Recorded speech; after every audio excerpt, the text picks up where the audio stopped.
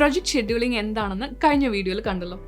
ഇനി project ഷെഡ്യൂളിങ്ങിന്റെ techniques എന്തൊക്കെയാണെന്ന് നോക്കിയാലോ. പല രീതിയിലുള്ള ടെക്നിക്സ് പ്രൊജക്ട് ഷെഡ്യൂളിംഗ് നമുക്ക് യൂസ് ചെയ്യാം. ഒന്നാമത്തേതാണ് ക്രിട്ടിക്കൽ പാത്ത് മെത്തേഡ്.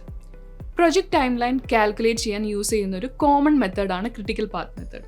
ഒരു പ്രൊജക്റ്റിലെ ടാസ്ക് തുടങ്ങാനും തീരാനും എടുക്കുന്ന earliest and latest possible dates calculate ചെയ്യുകയാണ് ഈ ടെക്നിക്കിൽ ചെയ്യുന്നത്. രണ്ടാമത്തെ ടെക്നിക്കാണ് ഫാസ്റ്റ് ട്രാക്കിംഗ്.